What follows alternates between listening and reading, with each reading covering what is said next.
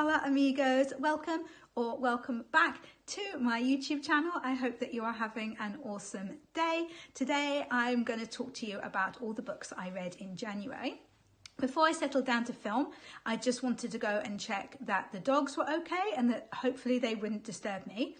So I went to go and find them, and I've got to put a picture in of exactly how they were because it is absolutely too cute. So I'll pop that in now.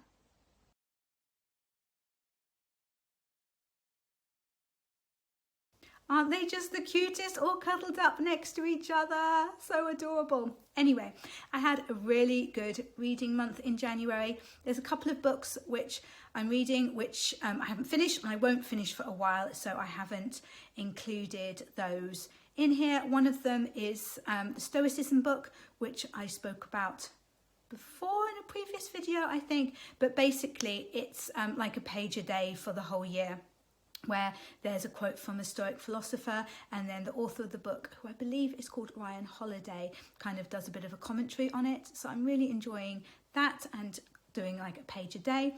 The other one is the East of Eden letters, which is a collection of letters that John Steinbeck wrote to his editor while he was writing his novel East of Eden.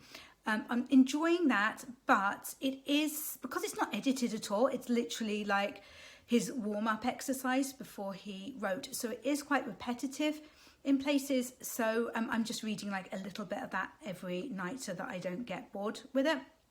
So the first book that I read was actually an audiobook. Now I was really pleased with this because one of my goals for 2023 was to listen to more audiobooks, and this was Tiny Pretty Things. I will put a picture of it hopefully somewhere up here.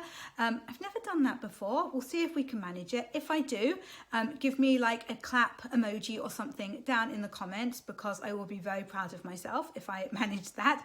Anyway, I watched the Netflix series last year of Tiny Pretty Things and I really enjoyed it. And but I didn't actually realise that it was based on a book. But I was looking for books to do with ballet and the ballet world, because the manuscript I'm working on at the moment, which has a working title of Centre Stage, is set in the ballet world, and its heroine is a ballerina. And so I've been trying to read as much as I can about the world of ballet and the lives of ballerinas. So I thought, oh, that'll be really good.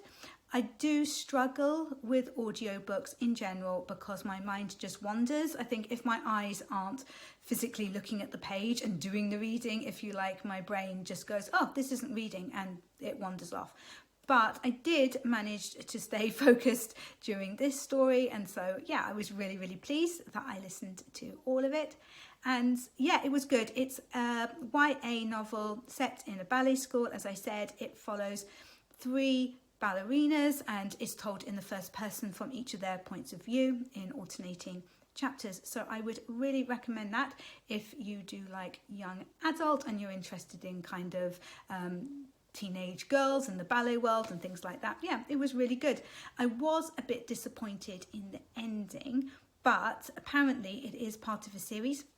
I don't think the second one's out yet, or at least my library doesn't have it, but that does make the ending make more sense. So if there is a follow-up, then I shall no longer be disappointed in the ending.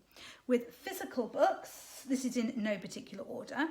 The first one that I read was What Alice Forgot by Liane Moriarty. I've read a lot by Liane Moriarty. I really like her stuff, and my sister recommended this one and she said that she really enjoyed it.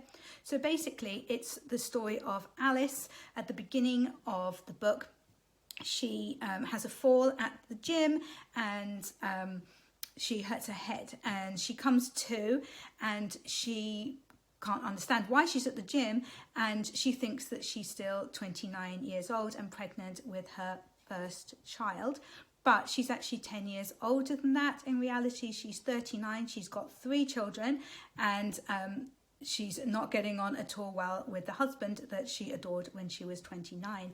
So I just felt that this raised some really, really interesting kind of discussions. I was talking about it with my husband quite a lot, like what would that be like not to be able to remember your children, not to have any memories, you know, of them when they were young, not to know what had happened to your relationship. There were just so many questions that I had and things that I was like discussing in my head and with my husband. So yeah, definitely recommend that one. The next one was brilliant. This was Wintering. And I think I mentioned this before in books that I was hoping to read. So basically it's like an exploration of winter, the actual season, but also it's seen as like dark patches in your life when things go wrong as well. So the author goes through from October, I think. Is it October? Yeah, from October through to March. And it's kind of like a diary. It's a very dark time for her. There's a lot going on in her life, not much of it very good, although there is some good as well, and kind of how she's dealing with it, how people deal with the long winter months, with depression that many people can get at you know, in the winter months. And yeah, it was really, really interesting, and I loved it. And you know, Elizabeth Gilbert says truly a beautiful book, so you know, it must be.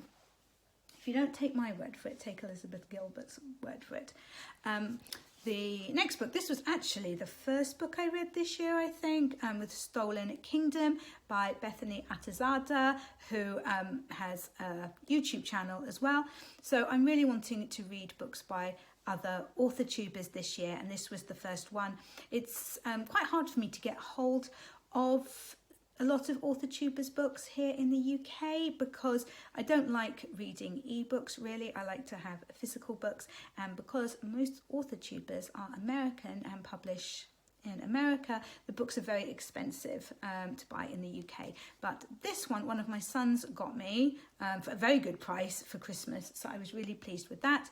It's a retelling of, a very loose retelling of Aladdin. It was good fun, nice bit of escapism, and I think I probably would read her other books. And then the final one, and I needed to get this video filmed today so that I can lend this book to my friend actually, is Second First Impressions by Sally Thorne. Sally Thorne is most famous for being the author of The Hating Game, which was my absolute favourite read of last year, so I was really pleased to get this for Christmas. Yeah, I really enjoyed this, not as much as The Hating Game, because I just really love the dynamic between the two characters in that, and I thought that she did incredibly well. Really fantastic book. But this was really good as well, and it had tortoises in it, which can only be a good thing, let's be honest. So yeah, I would also really recommend that one.